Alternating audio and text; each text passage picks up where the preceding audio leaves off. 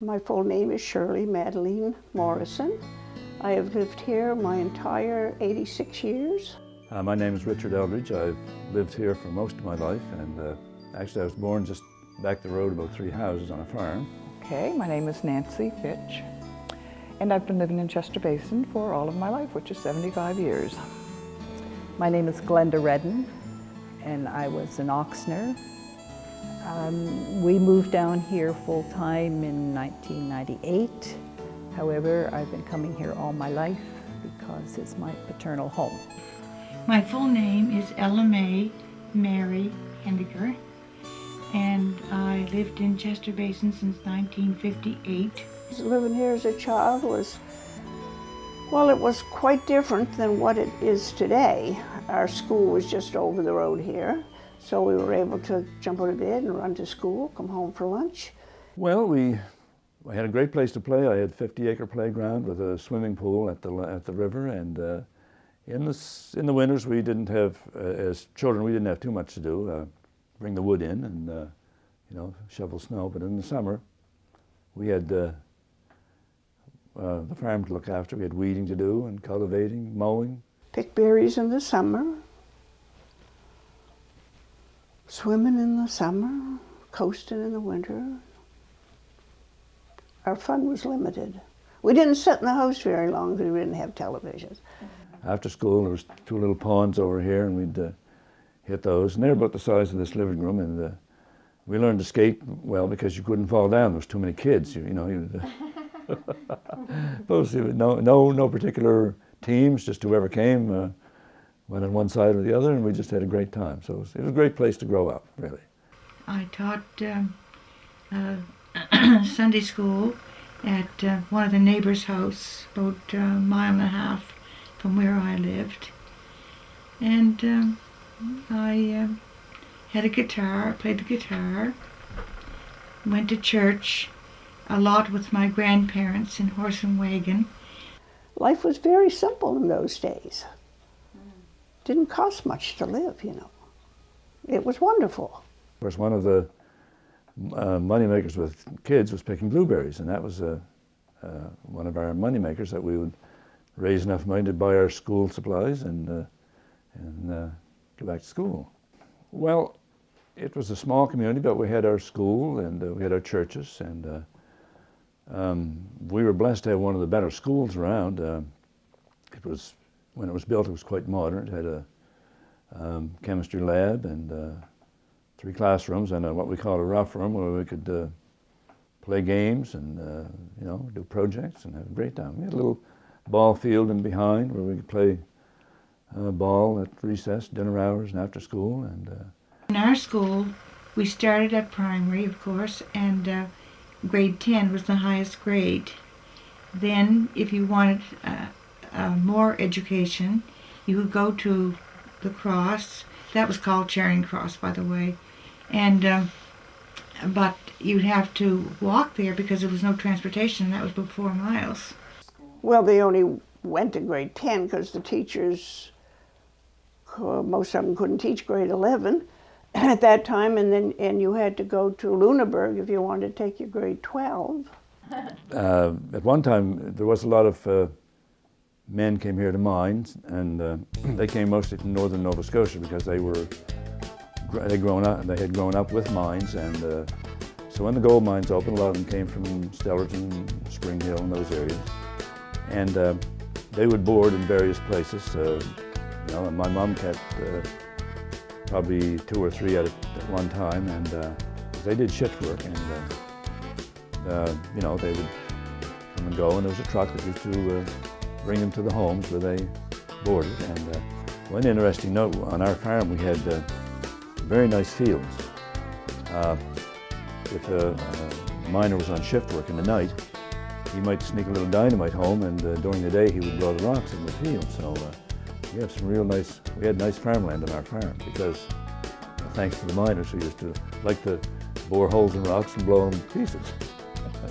Of course, when you were a farmer, you had to get into Christmas trees at one time in the early days, and any farm and kept cattle and supported the family. My mom was a seamstress, so there was 2 incomes. When one would be a little slack, and Mom did her sewing, and she did quite well at that. And she was very, very fussy and did great work. Actually, there was more. They had a sawmill in Chester Basin. They had the stores, and they had the cooperage. Moyle Oxner had a cooperage. Bob Henniger had a cooperage and sawmill. Actually, they did have more things going on in Chester Basin then than they do now. I guess they were better off then. At that time, there was woodwork and coopers. They mostly made barrels, got their own logs and own wood out, took it to their mill, sawed their staves and heading, and made their own barrels. And apple barrels, mostly, at that time, were possibly 25 cents a piece for all the work they had to do back in the woods, cut the wood, bring it out, take it to the mill, saw it, drag it back again. Made the barrels and sold them for 25 cents a piece. So the forest was very, very important. And there was two stave mills. The barrel business was very big at that time, back from the 1950s right up until the 1980s. It was extremely important, the fish barrel business, and then before that the apple barrel business back from the turn of the century right on into the 1930s. A lot of the apples that left here to feed the people out west left in our apples in our barrels. 2 barrel mills here in the settlement of Chester Grant, and later a sawmill that still operates today. The people brought their logs to be sawed to those mills either by ox or horse team or floated them in the river. And when the ice melted, they pile them right on the ice, and then when the ice melted, they just float them down the water to the mill. There's little bits and pieces of the mill down here on Millwoods Lake. There's one shaft and one pulley left there. That's all that's left of that one. Of course, logging was the industry in a lot of places, but in this area, shipbuilding was very important because Lunenburg couldn't build ships fast enough. So they would come down the coast and find a community that would build ships. And Chester Basin did build a lot of beautiful ships. I asked somebody one time what the size of them would be. And we have pictures of them in the harbor, but it's kind of hard to, describe and measure how big they would be. But I think they were, I was told that they were about the size of the Blue Nose. So they were big ships to be built in a small harbor. So people moved to the community to work on the boats and whatnot, and there were people in the community that were already working on them. Puppy was born here, right here in Chester Grant, and lived here all his life. He married a lady from Greenfield, and a Shankle she was. And then they lived here. And at that time, when they were living here, is when we had the New Ross Teamsters would stop over here.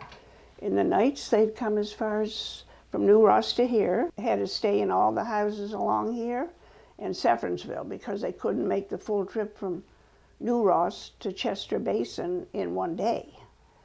They had to stop over here, put their horses and oxen up in the barn, which was over here, and then they would stay here overnight, bring their own big food boxes they had, like trunks they had their food in. And I remember my mom saying that she always see them coming because they usually always had moose meat, so they'd always treat her with moose meat. And then the next morning they'd go to the basin, unload their barrels or whatever they had, and then come back here again another night and then go on home the next day. It took 3 days to make the trip. This community, I often wish I could see back in what it looked like around 1900. I think it must have been an amazing place. The homes originally were built by shipwrights. When they landed here from the European countries, that was their trades, shipbuilders, so they're built the same way you build a ship. The houses were very basic, very neat,